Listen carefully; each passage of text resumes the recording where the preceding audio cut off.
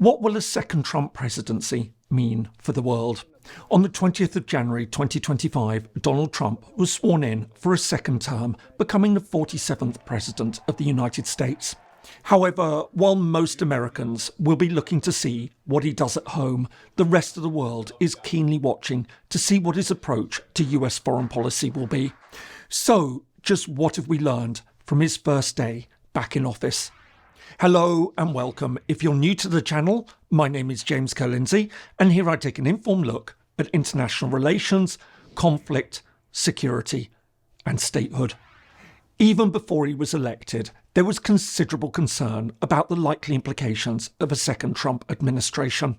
Long before he won the vote, Trump had signalled that he would pursue a much more assertive and isolationist foreign policy that drew little distinction between friends and foes.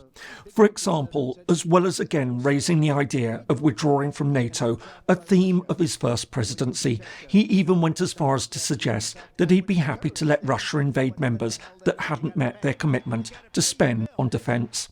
Meanwhile, in the weeks before his inauguration, fears grew after Trump appeared to make a series of threats against neighbours and other friendly states. In addition to suggesting that the US would be willing to seize back control of the Panama Canal, he also repeated his desire to take control of Greenland, which currently belongs to NATO ally Denmark. To add to this, he also suggested that he'd be willing to send US troops to fight against the drug cartels in Mexico, and even suggested that Canada could become the 51st US state. Of course, while many argued that this was all just bluster, not to be taken seriously, such messages necessarily created concern. It was noticeable that various European leaders, as well as other figures, challenged Trump's comments. So, what have we seen so far? First of all, the inauguration speech set a very clear tone for the new administration. Promising a golden age for the United States, Trump unapologetically focused on reasserting American sovereignty and prioritising national interests. Building on his tried and tested slogans of America First and Make America Great Again, his speech was underpinned by a clear message that the United States would no longer accept being taken advantage of by other countries. But beyond this broad statement of ambition, he also announced a whole raft of executive measures that will profoundly affect US foreign relations. For a start, his decision to declare a national emergency on the US border with Mexico and send American troops to the area to limit immigration will necessarily mark a significant source of tensions with America's southern neighbour. However, far more challenging is his decision to follow through on his promise to designate the Mexican drug cartels as foreign terrorist organisations, thereby opening the way for military actions against the wishes of the Mexican government. And as if this weren't enough, to further heighten tensions with Mexico, he signed an order renaming the Gulf of Mexico as the Gulf of America. Meanwhile, in other foreign policy announcements, he signed an executive order withdrawing the US from the Paris Climate Change Treaty. While this was expected, his decision to reverse restrictions on drilling in Alaska and other measures designed to limit the use of fossil fuels, while framed as pursuing energy independence, will inevitably be seen as deliberately undermining efforts to reach a global consensus on tackling climate change. In addition, he also announced that the US would withdraw from the UN World Health Organization. Again, while this has long been expected and reflects many of the tensions that first emerged during the COVID pandemic, it will also be seen as a blow to US multilateralism. As for other steps, it was notable that he redesignated Cuba as a state sponsor of terrorism.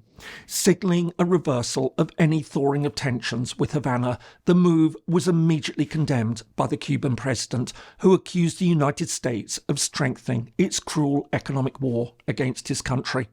But aside from the policy announcements, his first day in office was also marked by a significant administrative win when the Senate confirmed Marco Rubio as Secretary of State.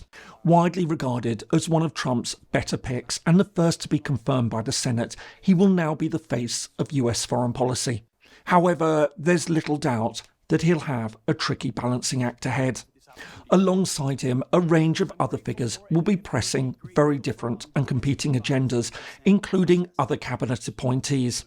In addition, Trump has also appointed several special presidential envoys with whom he has close relations.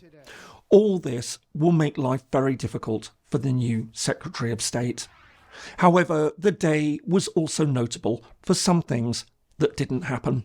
For example, there were no announcements on tariffs, including the 10% on all goods from abroad, the 25% on items from Canada and Mexico, and the massive 60% on goods from China. But there seems to be little doubt that these are coming, especially given the central role tariffs played in the electoral campaign. Indeed, Trump announced in his inauguration speech that he was setting up an external revenue service to collect payments, and also announced that he'd ordered federal officials to review unfair trading practices. On this issue, therefore, it appears that he's determined to keep to his promises, even if not on day one. But of course, the biggest item on the missing list was an end to the Ukraine war. During the campaign, Trump had said that he'd be able to solve the issue within a day of coming to power. While no one seriously expected this to happen, in recent weeks, officials close to the new administration have privately conceded that it won't be so quick, recognising that it could in fact take several months to reach an agreement. What this is likely to mean is, of course, anyone's guess at this stage. Our best clue came from statements during the election campaign by the new Vice President, J.D. Vance. In an interview, he suggested that this could amount to effectively handing Russia de facto control of the territory it had already taken and ending any talk about admitting Ukraine to NATO, positions that many argue is tantamount to handing Moscow victory. However, as others have noted, there's been a softening of tone in recent weeks, suggesting that the US might still be willing to support Ukraine, especially if Vladimir Putin is unwilling to scale back his war aims. So, what should we make of the new US foreign policy following day one of the second Trump presidency? After months of speculation about how he'll act once he's back in power, what can be said for certain is that any suggestion that he would take a more moderate or low-key approach when he returned to the White House has been laid to rest.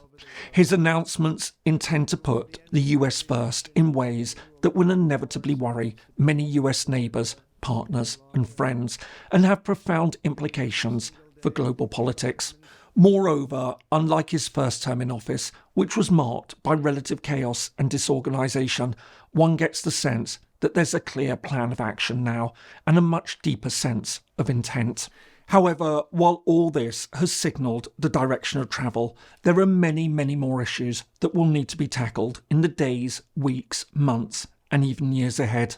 How will Trump address conflicts and confrontations in Europe, Asia, and the Middle East? And how will he work with the country's allies?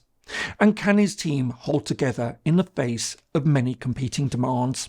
Looking ahead and based on what we've seen from his first day back in office, we're clearly facing a very different America from the last administration, and even a very different America from Trump's first term in office.